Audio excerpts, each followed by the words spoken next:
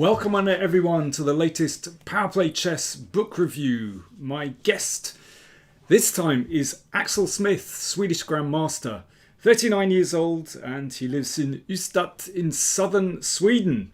He's authored or co-authored some highly influential books like Pump Up Your Rating, The Woodpecker Method, and The Woodpecker Method 2, which is the book that we're going to be discussing principally today.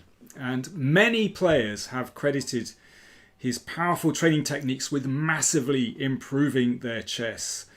So hopefully we're going to be talking about those methods. And Axel, welcome to the channel. Really nice to see you. Yeah, thanks. Nice to be here.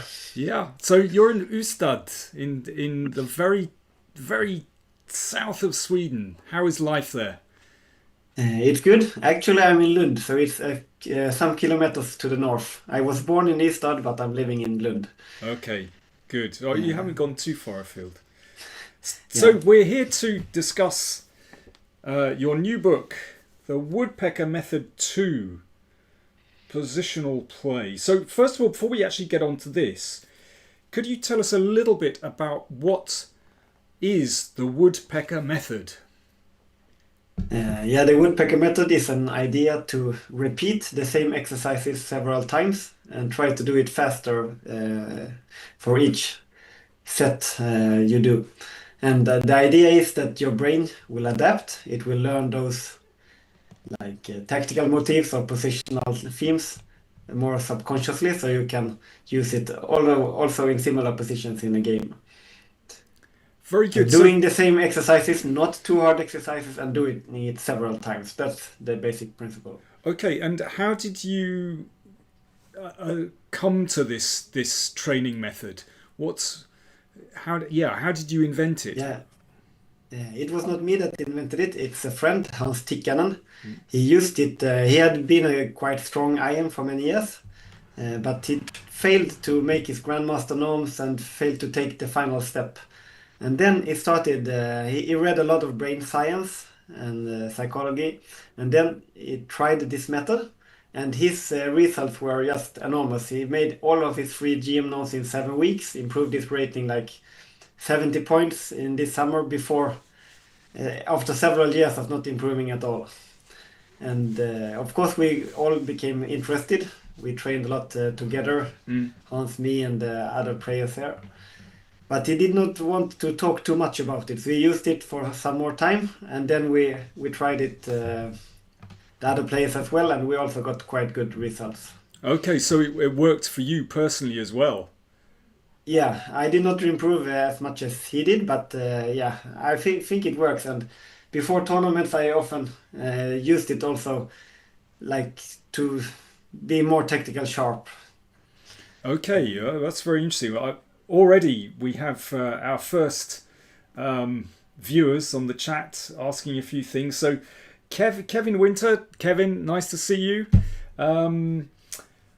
Kevin says, I have Woodpecker 1, but it's taken me 6 months to get halfway through the book. Wow. Well, at least you're halfway, Kevin. Is that a common experience, Axel? Do you get a lot of people who are kind of saying, well, it's kind of hard work? Yeah, actually, I'm quite surprised that it's so many players that have solved this book a lot of times. Just today, I got an email with one solving it 17 times, the whole book. Wow. But to me, I think you don't need to do all the exercises. The final chapter, it's quite hard. So it might be enough to pick a reasonable number of exercises. Maybe it's enough to do half of it and now start on the second cycle from the beginning. Okay, so go from the beginning. Kevin, you heard it. You've got to go back to the beginning again. You know, your work's just starting. There we go. And I did not even do the last chapter. When I used this book for my training, I did not use the last chapter. It's too hard for me. Okay, so we should say that the original book, The Woodpecker Method, concerned tactics. Yeah. Okay, and this new book, or at least it came out at the end of 2024, so The Woodpecker Method 2, Positional Play. So now you've you've switched over to positional play. Was that a bit more difficult to write than the tactical one? Yeah, it is, because with tactical exercises, you can use the engine to check if it's true. It's quite clear. But for positional exercises, the difference might be very, very slight according to the engine, 0.2 pawns or maybe even nothing at all. But still, there are positions where there is one move that is the best one positionally.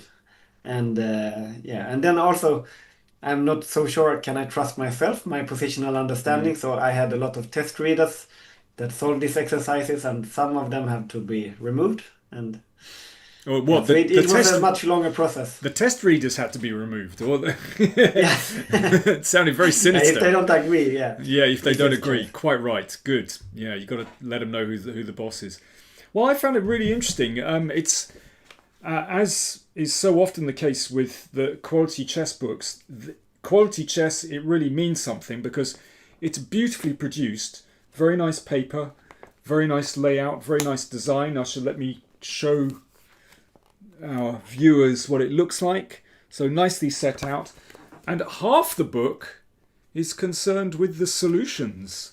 So you've written out with very careful explanations as well. So I like it, I have to say, very much. Costs €29.99. So yeah, you certainly get your money's worth with this, I have to say. I've really enjoyed going through it. Let's give our viewers a puzzle. So do you want to introduce this first position? I think in this woodpecker books, it's like a very short introduction chess-wise. So it's basically the exercises that talks. So you solve them, and then when you solve them several times, you will learn the patterns. So in the book, there's no introduction at all. The only advice you get is black to move or white to move. And here, it's black to move. And in both these woodpecker books, it's only games with world champions. So as you can see here, it's Lasker against Steinitz. But that's really interesting. I was going to ask you about that. And in fact, we have Kevin on the chat says that he likes the use of world champion examples. So it's obviously, resonating with your audience. I mean, what gave you the idea just to give examples of play from world champions? No, mostly it's the positions that's important, but I think it just adds something. It's more interesting to see these games. Maybe they did not find a solution, then you can be proud of yourself if you did. And you can also feel the chess history. But there are not only classical games, it's also games from simultaneous exhibitions. So then they did not have really the... Okay. It was more difficult for them. Yeah, I mean, I have to say I really enjoyed it. I mean, I enjoy looking back through, historical games, and I really liked it that we can see the play of the world champions. I think it really... And this is an sorry to interrupt, but this is an example where black did not find the correct move in the game. Okay, and that's also interesting actually. So yeah, I really liked it. So it's black to play.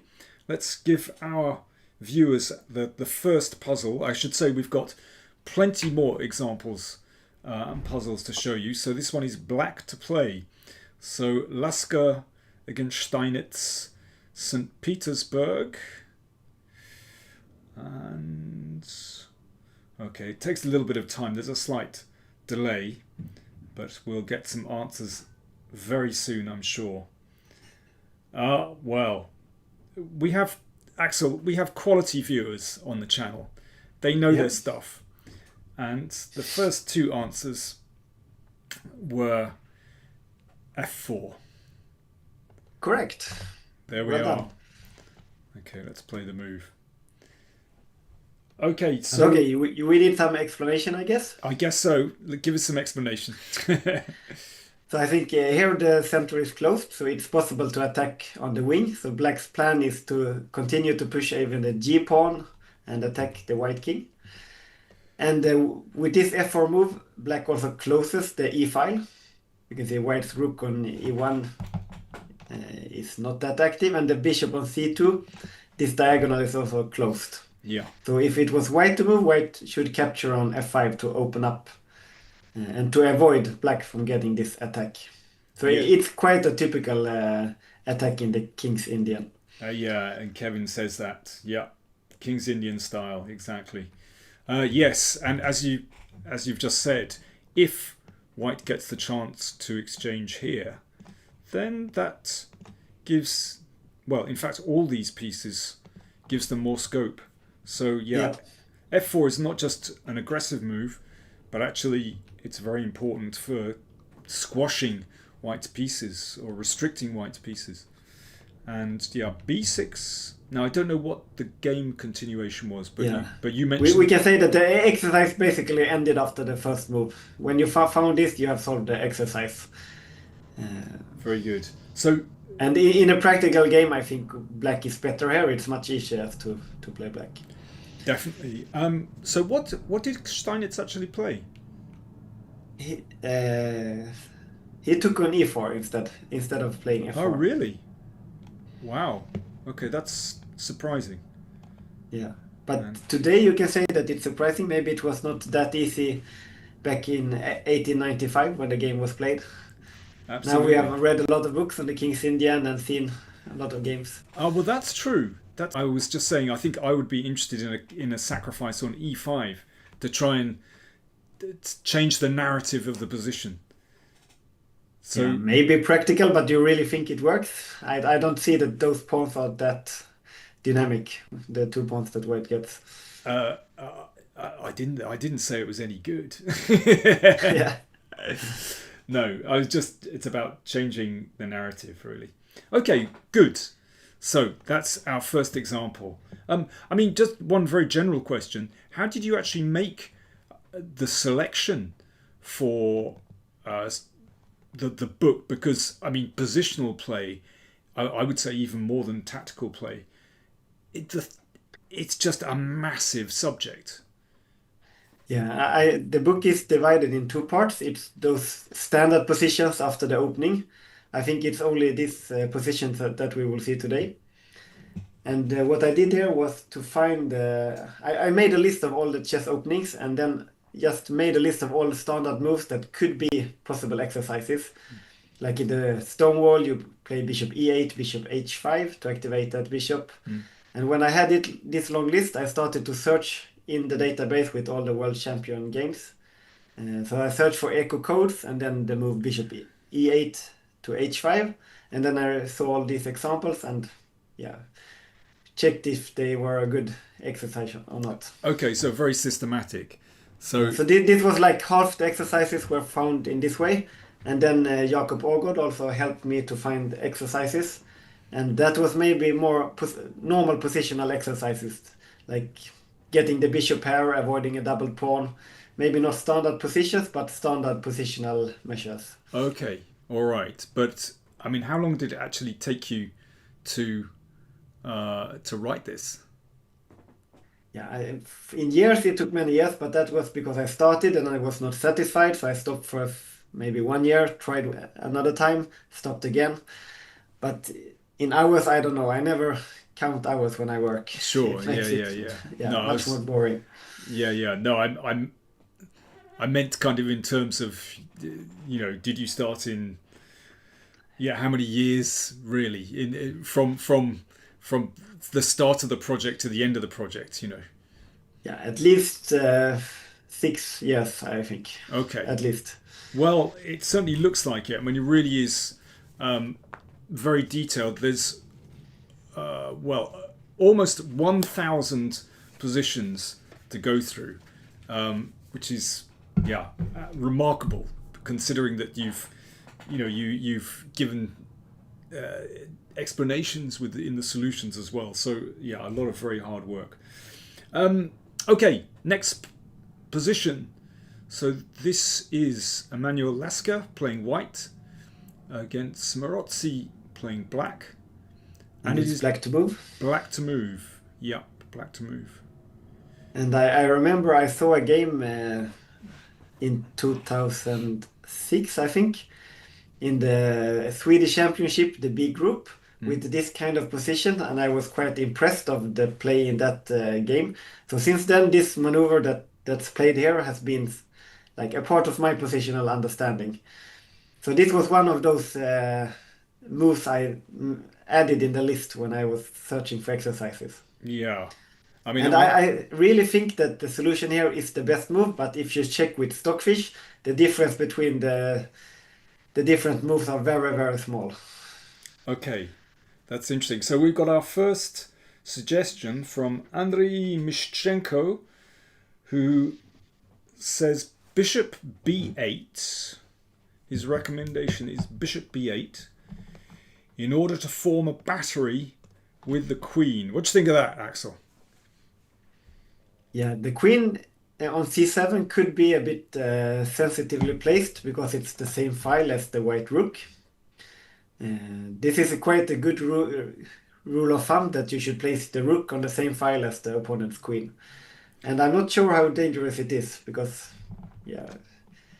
In fact, there's no threat to there is a knight on f3 and even it should not be check when it comes to h2. So I think white has not too difficult to defend against this plan. A bit too crude, probably. A bit too crude. So we have Vivek Sarkar suggests knight d7. Oh, no, that's interesting. So Vivek, I wonder, why do you want to play knight d7?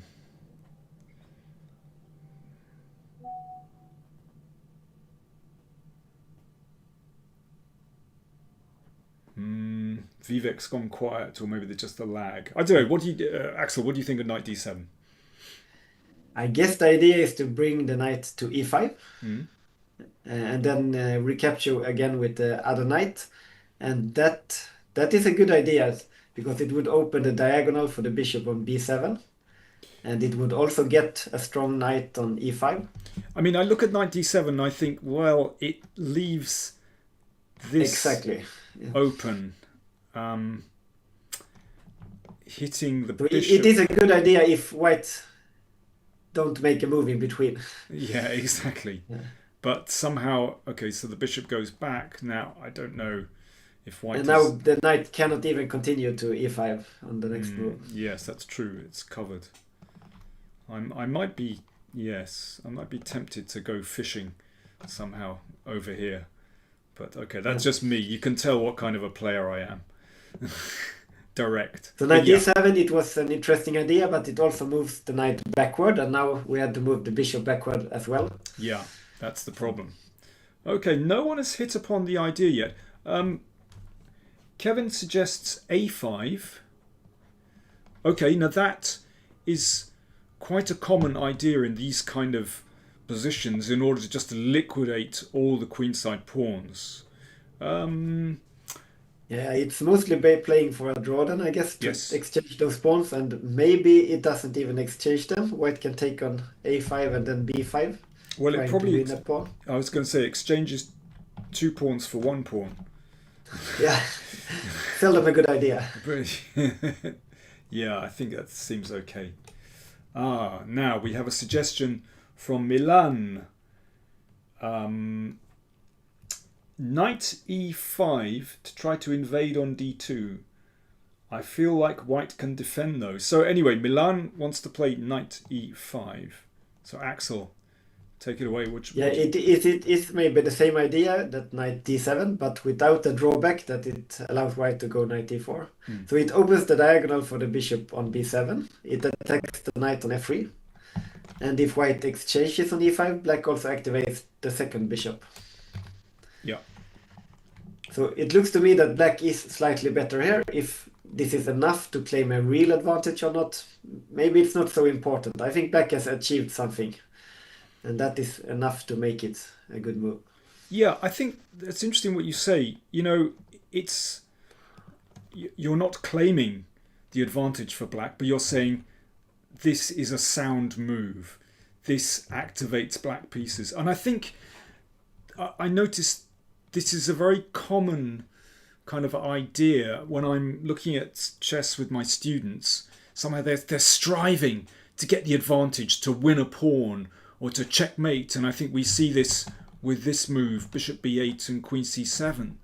You know, they're wanting to get something immediate.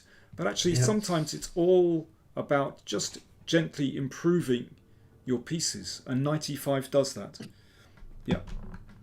And now I see what I've written in the book, and it's about the same. Black has better pieces, but not enough to claim an advantage. Yeah. And I remember when I found this exercise, I would have wanted to find a more clear example where knight e5 really gave an advantage, but there was none between the in the games of the world champions. So, Right. but I think still it's a good example. It's good to know this maneuver to open for the bishop on b7 and also exchange the knight on f3. Definitely. It's in this kind of position from the, well, let's say Queen's Gambit accepted or other Queen's Pawn openings, of course, it's incredibly common. And it makes me think of a game between Tarrasch and Yates from Hamburg 1910. Yeah, no world champions there. Anyway, that's another story. So knight e5. Yeah, I really like this example, actually. And I like it all the more because it's not about getting some clear advantage. It's just, okay, this improves your pieces. It's as simple as that. Very nice. And in chess, when you play a game, the most important thing is to pick the best move, not to evaluate the position if it's advantage or equal. If you just play the best move, that's enough. And I think it's the same with these exercises. You don't have to make a very accurate evaluation. Just find the move that improves your position the most. Well said. Couldn't have put it better. Alptification says, is this 1,000 diagrams from world champs? So basically, yes. Yeah. Yeah, you can see them here. I'll open that. And if I go to the final exercise, which is 1,000, there you are. I think hopefully you can see that on camera there. 1,000 exercises. So yes, 1,000 diagrams from world champions with very clear explanations. Half the book is explanations, and the book is 360 odd pages, 370 pages. So there we go. Very, very handsome book indeed. Okay, let's go to the next example.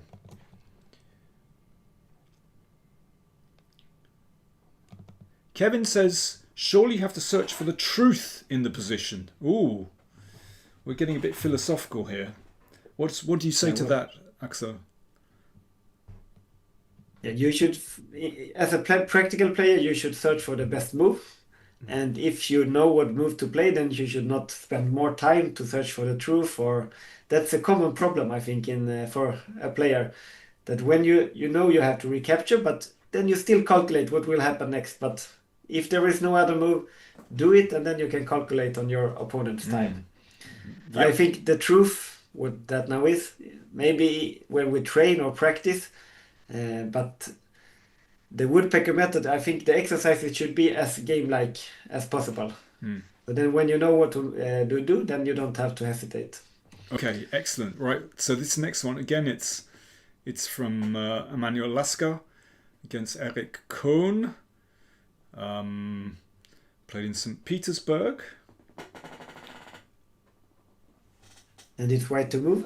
And it's white to move, yeah. So Alptification says, does Axel have a scale or completion ratio to measure rating? If I solve 70% of these, am I 1600 FIDE, he says.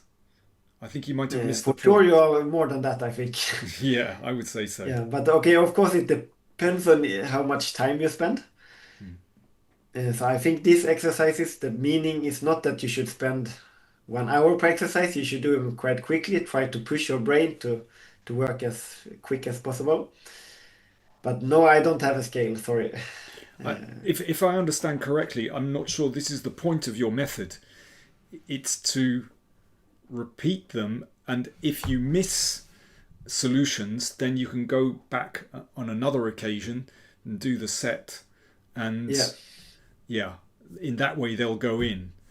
Yeah. So for example, for the woodpecker method tactical exercises, I think I made, I don't know how many hours I spent with it, and I have made statistics how many exercises I solved and how many I failed, but I have never compared my performance with someone else. So it's only just to keep measure. If you improve with the second cycle, you do the same exercises.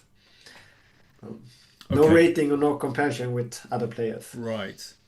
Yeah, I mean, it seems to me that this is all about improving your play over the board. It's not, the some kind of rating scale on the puzzles themselves is a bit artificial, I guess. But there we are. So we have some answers here. Milan suggests knight a4 to paralyze the c pawns and dominate the dark squares, and Belaglavi Sup suggests knight d1 or knight a4.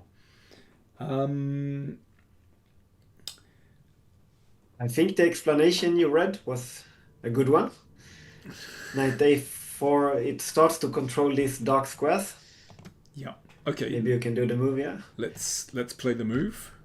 And the problem for black here is that the double pawn, that black is then missing the b pawn, so black cannot control the c5 square with any pawn. And black also has only a light squared bishop, so that cannot control this square as well. So then... And positionally white is about winning here, I think. This good c5 square, the passed pawn on e5, the restricted bishop on e6. Yeah, beautiful position. Yeah. It's interesting. And I remember that one of the editors wanted to remove this exercise because he said that white's position is winning even if he plays something else. But I think that this is not about the exact evaluation. If you have a good move and knight a4, queen d4 is the correct way to go. Maybe white can start by moving the rook and then doing this maneuver on the next move, but well, it's still the solution. Absolutely. I think we would play this in a heartbeat, in an instant. Yeah. So that's why, I mean, I can see people have suggested knight e2 or knight d1 or something like this, but no, for me, it's just not getting to the essentials of the position, which knight a4 does. And when you have solved a similar positions a few times, then it's hopefully a standard method for everyone. Yeah. I've just got a question here. Matt Salmons, hi Matt, says, do you recommend we solve these from diagrams or set them up on a board? He says, I'm thinking diagram since there's some emphasis on time and speed, but wondering if a board helps with memory. What's your view on that, Axel? I think that here, hopefully the exercises should not be that difficult. Well, there are exercises we can solve, but there are not too many variations. So then I think it's okay to solve them from the diagrams. And I also like that then you have time to solve much more, because it takes time to put the position on the board. Okay, so you're being practical about it. I'm a big fan of setting, if one's hoping to improve on the board, I mean, as far as chess playing goes, I'm a big fan of setting up the pieces. But okay, maybe more for openings when you should really remember something, then maybe the board. Yeah, but here you should not really remember the exact positions. You should only learn this standard. The key themes like this dark square control. So yeah, so this game went like this, and yeah, once white gets control like this, as you say, this is basically a winning position for white. And yeah, black actually... Yeah, white can play on the queen side or on the king side. I think white is better everywhere. Absolutely, black is paralyzed. But it looks more logical to play on the queen side where the knight is. Yeah. Okay. Kevin says, very similar positions in the Grand Prix attack. Yes, that's sometimes true. Yeah. Yes, when white exchanges on c6. Let me see. Joy Boy says, will we ever see a second edition of this book? Well, I don't know. This is the kind of the positional play is the second edition.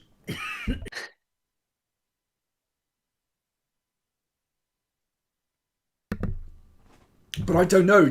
Would you put in a second edition of this?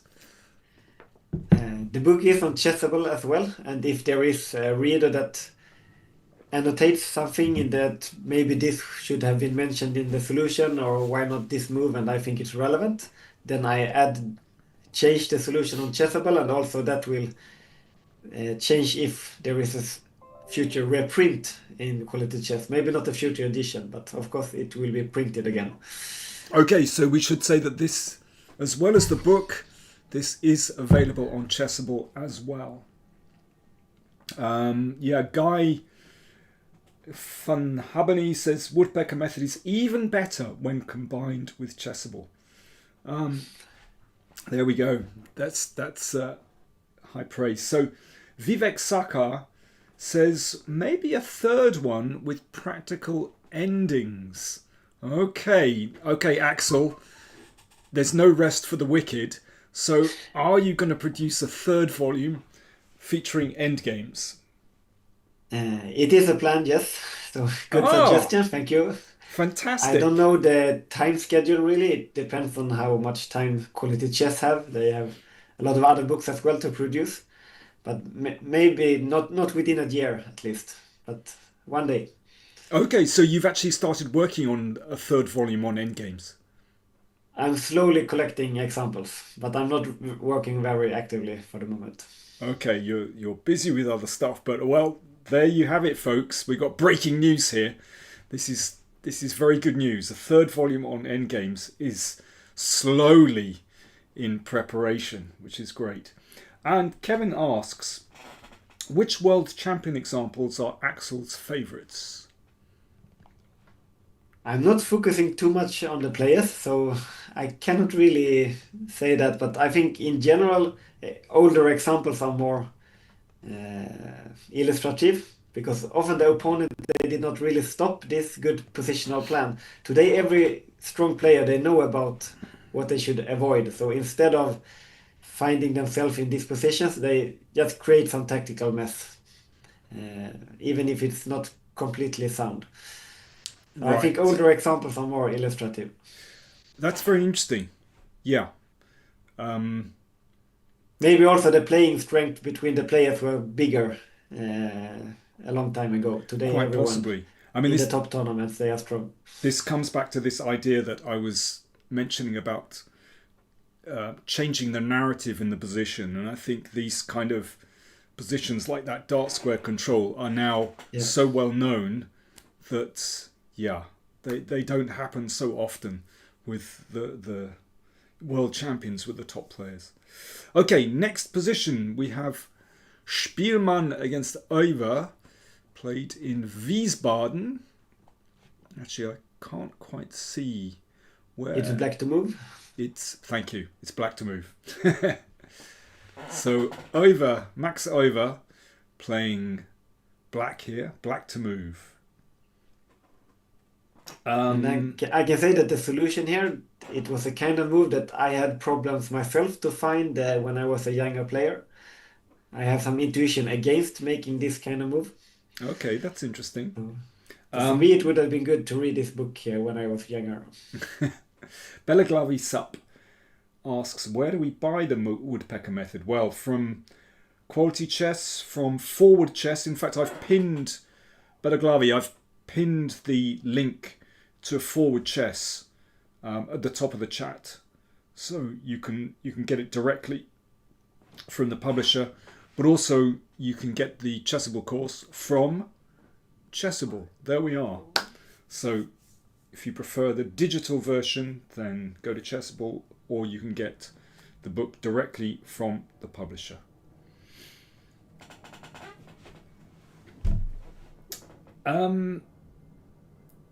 Any suggestions? Excuse me? Have you got any suggestions for Black's move? We have one suggestion here. No, we've got two suggestions now.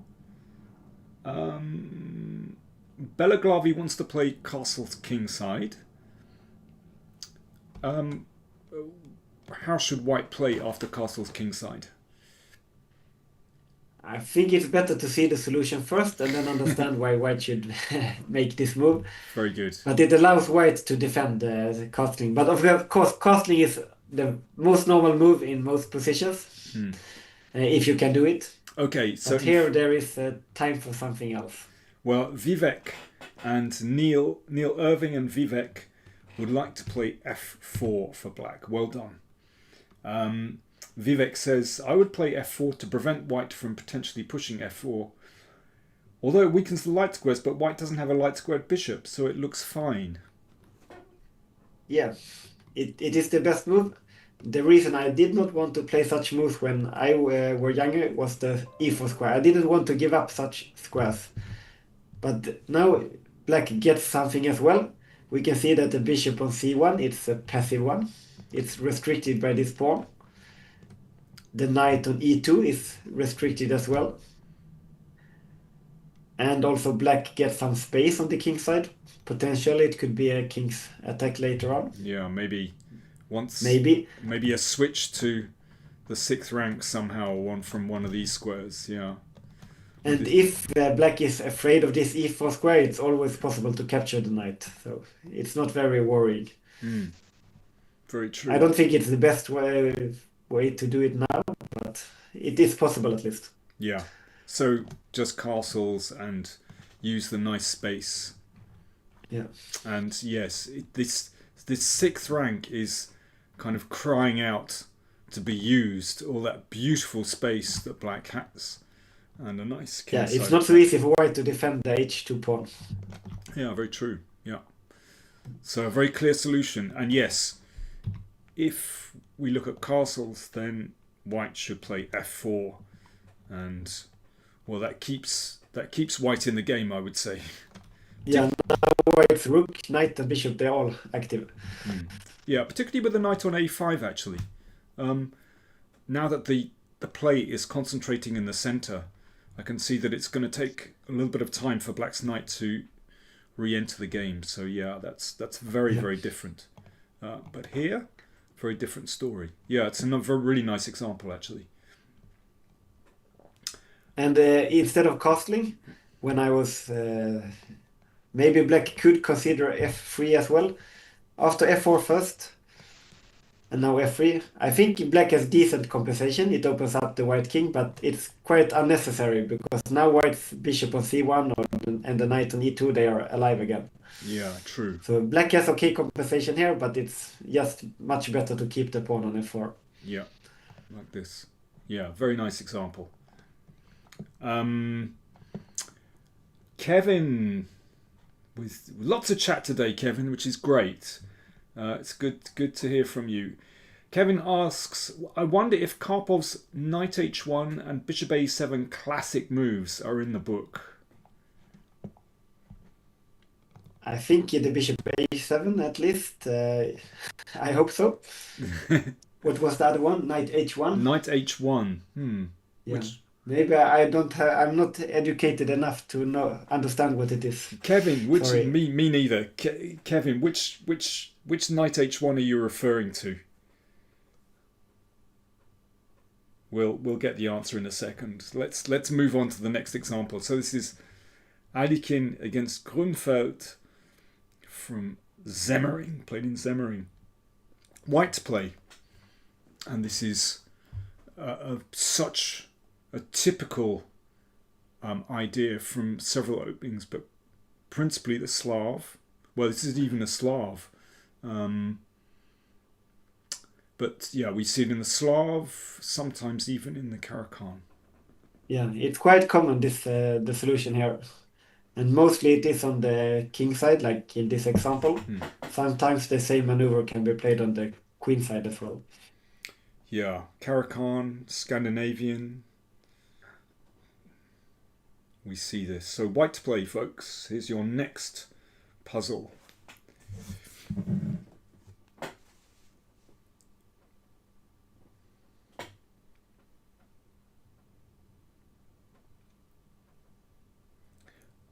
So if you're at the moment starting this third volume, this next project, which is obviously huge, what are you principally working on at the moment? Do you have another book project, or are you what's taking up your time?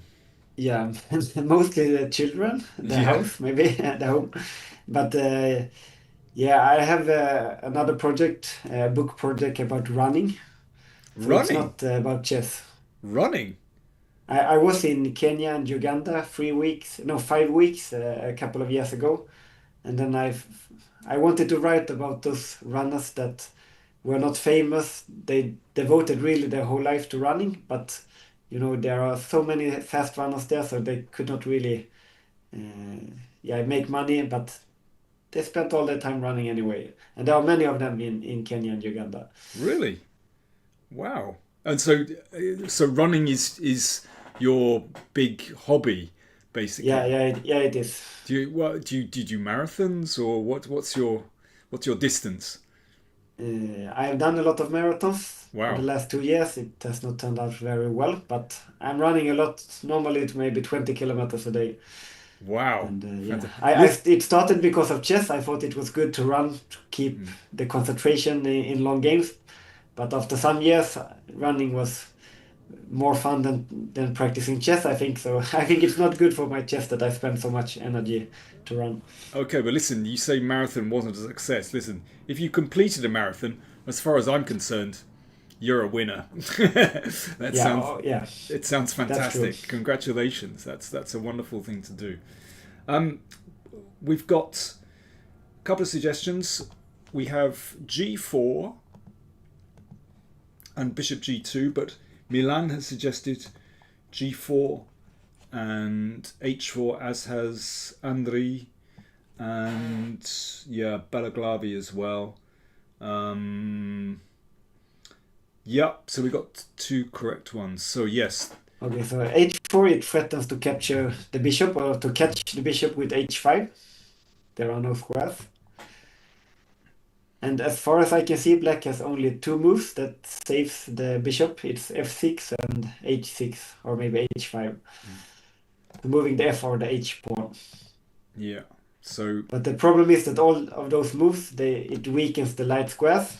White exchanges the bishop, and now the g6 pawn is weak. This is the worst for black. So now it's positionally lost. so Gruenfeld played f6, and And now now white can take on. Yeah, I remember from the solution that queen a4 is exact, but even if white takes on g6, this is good enough to motivate this g4 h4. yeah, okay. So Alekhine actually did this and e4. So yes, with the pawn on f6, this is very very unpleasant Yeah. for black. And sometimes when white has this g4 h4, there is a black knight on f6. Quite often, actually. Then black cannot even go f6, so then it's even worse for black. Yeah, but just to complete the picture, very often we see this formation in, let's say, the Slav or the Karakan, and actually, or the Scandinavian. Actually, this can be a very, very strong pawn formation for black with the semi-open file, but there is a huge difference once that pawn is on f6. I'm just going to go to the end of the game just to see how Alekhine dispatched Gruenfeld. Yeah, look at the light squares. I guess Yeah. it's there things will happen. Oof. I've never seen this game before. I'm curious.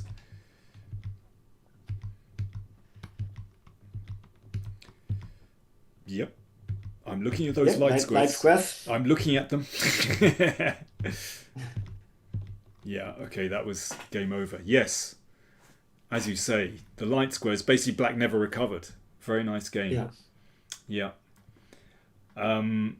BRB says it's a common Jabava theme as well. Yes, the Jabava London system, it sometimes occurs there as well. Let's get another example on the board. So this is my good friend Fred Yates against Alekhine from San Remo. Well, by And now black to move. I'm hoping that our viewers will recognise this one. Yeah, if they join from the first minute, Yeah. they have some help. They should have a clue. Yeah, I'm afraid I don't like to see my compatriot Yates get beaten. He was a great player actually. He played with great spirit, and in fact he defeated Alekhine in an absolutely stunning game from was it Marienbad in 1924? Somewhere around there. I can't remember. Okay. It was just a brilliant game. Beautiful rook sacrifice, actually. So we've got f4. So yes, Yates had his moments, but Alekhine often beat him. So f4, yes, well done to all those. Andre says, from this stream, people are going to have the impression that f4 is always a good move. Axel, what do you say to that? Yeah, that might be the problem. Hopefully, if they solve the position from the book, they get some other examples as well.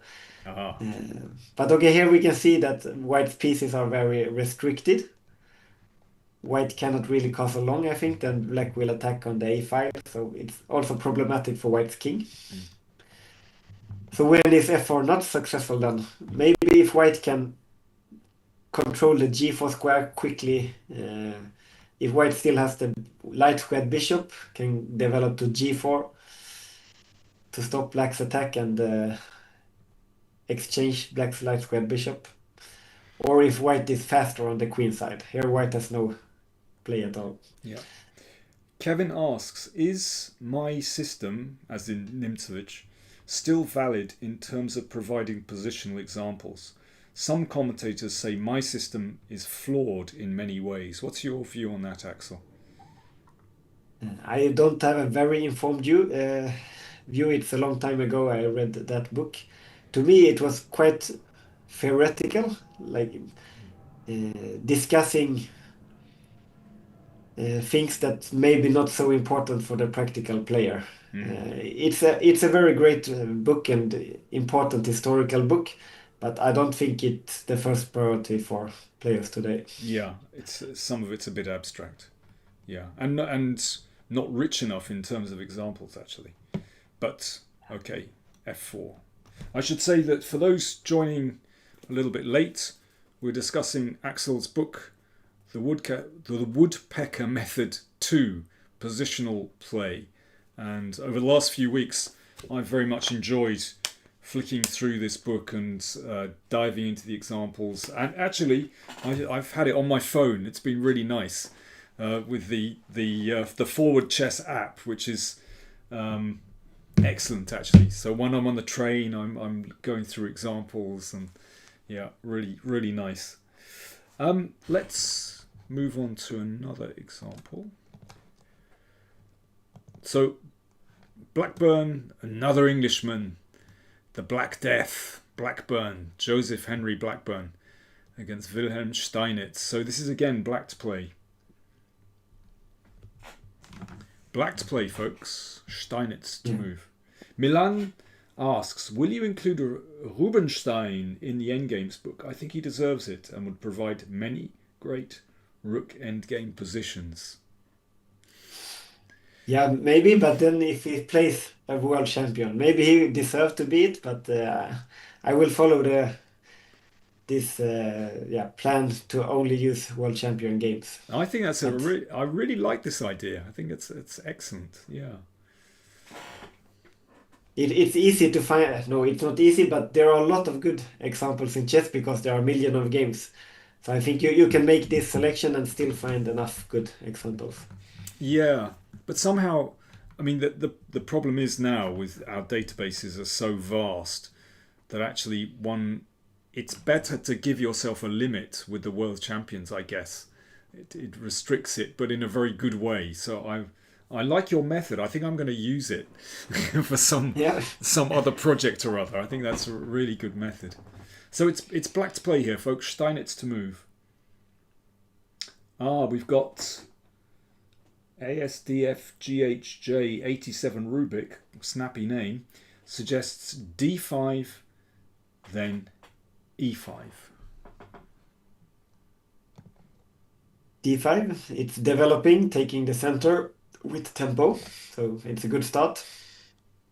And then e5. Yeah, excellent. Well done. Now opening up for the bishop on c8, opening up the e file and everything before white has castled and complete the development. Yeah, very nice. And okay, bishop f3 is a little bit different. It stops at e5 because the d5 pawn will be captured with check. Yeah. Okay, so here's the next question. What does black do now? Next Black question for can our defend viewers. this d pawn and then push e5 anyway. The problem with bishop f3 is that it stops white from developing the knight to f3. So queen d6. Sorry if I spoil it. You spoilt it. No one came in. So yeah, you're right to get in there. And now white cannot stop e5. And black has the center. Okay, no, actually white can if white castles long, but then the king will be. Yeah, black can start attacking on the queen side. I'm tempted to make this move. Yeah, it is. Now, you understand how I think about chess now. Boom! I do really, yeah. Just go for it. Yeah, it looks nice for black, actually. Yeah, so there Yeah, we white go. doesn't have any minor pieces on the queen side. Yeah, I mean, this knight is absolutely dreadful. Yeah. So d5, basically d5 with the idea e5 is the best continuation. And sometimes positional chess, it's not so difficult. When you see the solution, it's easy to understand at least. Ain't that Not the truth? try to be too clever, just make the normal moves, develop, castle, Yeah. exchange the correct pieces. By the way, did you, when you selected the positions, did you present them in order of difficulty? Did you kind of grade them in order of difficulty? Yeah, they are divided in two parts. It's those positions that are like thematic positions, and then it's mostly positional rules, like keeping the bishop pair and avoiding double pawns. And in each part, it's divided in 3 sections with different level of difficulty. Okay, that's good to know. This one And I really... since in the woodpecker method, it's recommended to do the same exercises again. And if you need 2 months to solve the first 2 chapters, then that is enough. Then you can stop there and do these exercises several times. Okay, fantastic. This example I really liked. So this is Valentine Green against Wilhelm Steinitz, played in London. I'm afraid Mr. Green it was a Valentine's Day massacre for Mr. Green. He lost a match 6-0 with just 1 draw against Steinitz. So what did Steinitz... In fact, Steinitz didn't play what you judged to be the best move. So the hint here is first things first. If you know what to do, then you can consider if it's important to do it immediately. And here it is. Okay, well, Optification has hit upon the right move straight away. Well done. 97. Axel, do you want to take us through why this is so important? Yeah, so white has a quite bad pawn structure here with the doubled f pawns. And that creates some weak squares, most notably the h4 and f4 squares. And now the knight is directing towards those squares. And if black doesn't start with this maneuver immediately, white might get time to exchange the knight with bishop b5 on the next move. Yeah. In fact, this is what, as you point out in the book, this is actually what happened. Rook g6. And now white could have played bishop b5. Yeah. And black still has to work to break through, as the h-pawn can be protected. Yeah, it's interesting. So 97 is basically better. But what about castle's queenside? It avoids the bishop b5 pin.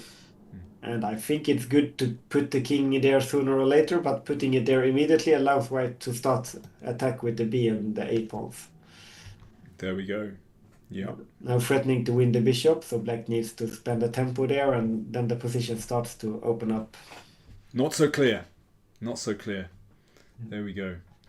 So yes, 97 looks like a very nice move. Whoops, I overshot with the arrow. Yeah, really nice move. What I did when I was going through the book, I mean, I started from the beginning, and yeah, they were. I managed with the first few examples. I managed okay, so I thought, okay, I'm going to dive in and right to the later exercises and kind of see what the level was. So now what I'm going to do, folks, is give you one of the much later exercises, so it's more difficult. I can't even remember who was playing, actually. Yes, this is another Steinitz game, actually. Steinitz Zuckertort. And this is white to play. And I didn't get this right. in the 5 minutes that I spent looking at it. I picked something else.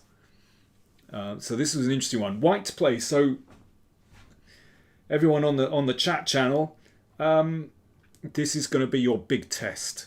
So white to play. I can also say that when I recorded the course for Chessable, I solved all the positions without checking the answers before and without reading the book again the last few months before recording.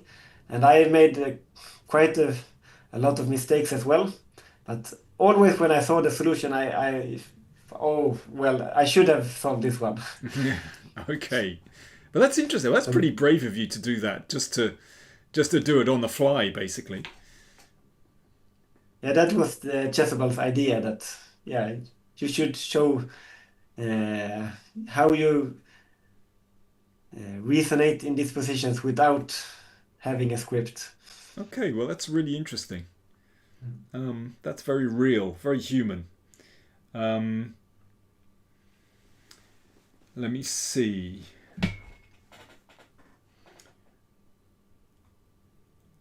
So we've got suggestions. So it's white to play here.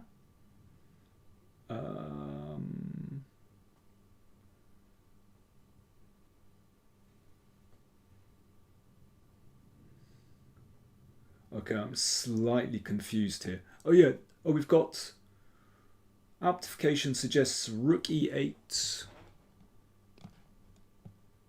and knight d5. Well, hang on. Isn't there something on prise here?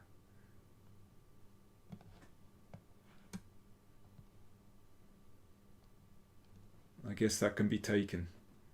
I mean, after this, I don't know. And the knight is not very happy in the corner. Not very happy. I suppose the bishop isn't very happy. But then again, the bishop could come out rapidly. And then hopefully that could be trapped. So Black is winning, I guess. Yeah, I should be. Got various suggestions. Bishop b2 is possible. And that looks... It's very natural move. I think the problem is that the knight on c3 is kind of pinned now.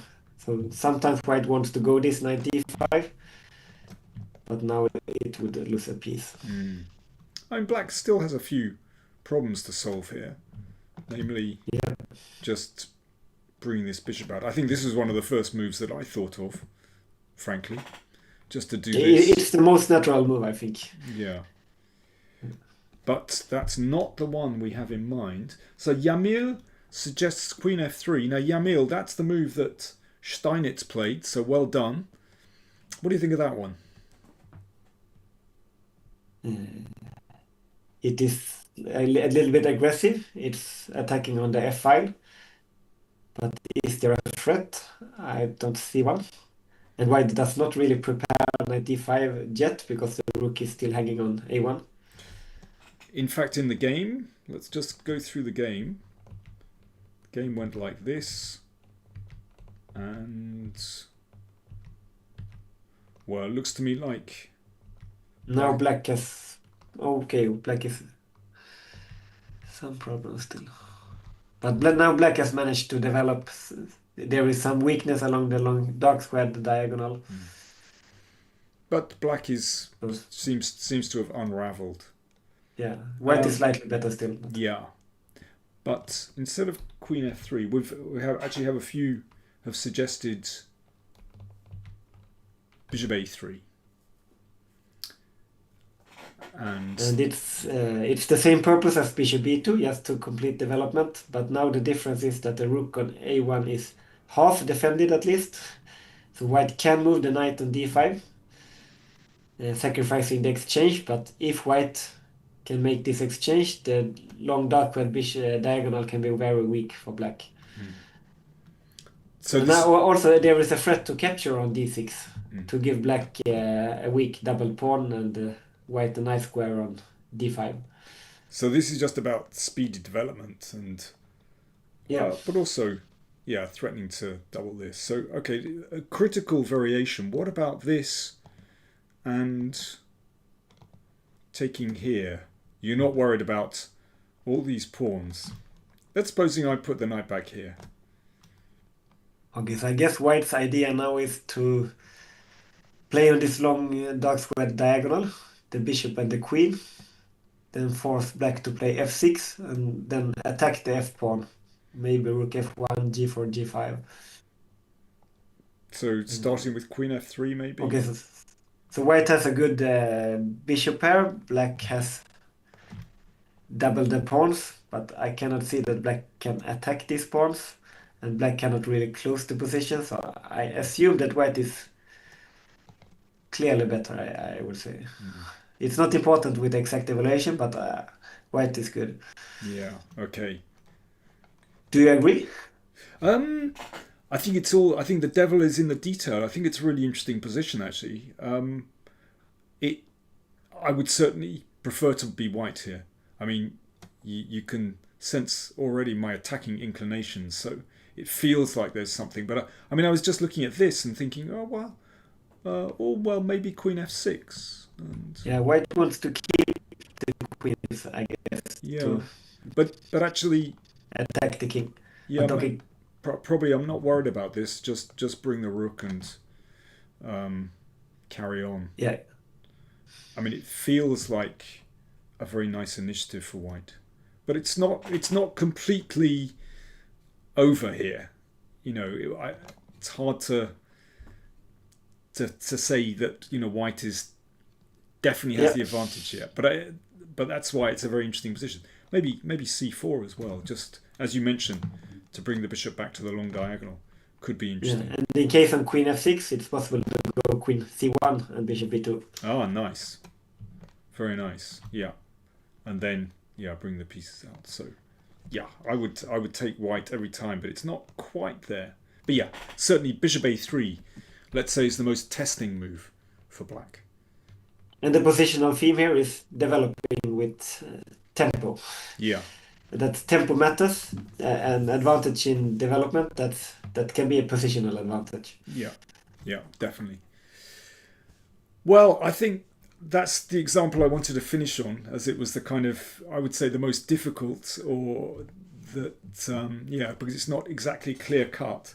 But yeah, I think a very nice example, actually, all about, rapid development. So, Axel, I just want to say thank you very much for joining in on the chat. It's been really interesting, and I've heard so many players say how impressed they are with the woodpecker method. So we've been discussing the woodpecker method 2, positional play. And you can see there are two woodpeckers on the book. 2 woodpeckers. Oh, that's nice. Yeah, and woodpecker, that's a Finnish name for Hans Tikkanen. In Finnish, it means woodpecker. So that is the reason for the name. Tikkanen means... Tikkanen means little woodpecker or something like that. But that's really interesting. So the name is actually onomatopoeic. It sounds like a... Yeah. That's as well, yeah. Yeah, very interesting. And yes, positional play, and of course there's the first volume woodpecker method as well on tactics. And yes, hopefully I'll be able to interview you in a few years' time about... Yeah, we can book a date. Let's maybe not yet. Let's book it. 4-5 years' time. Yeah. I'll put it in the diary for the third volume on endgames. I think that's an excellent idea. So again, Axel, thank you very much, and yeah, thank you everyone for joining the stream. And you can find the link to the book up there in the chat, and you can get it on Chessable as well. So there we go. Thanks very much indeed. Okay, bye now. Yeah, thanks for having me here. You're welcome. Bye.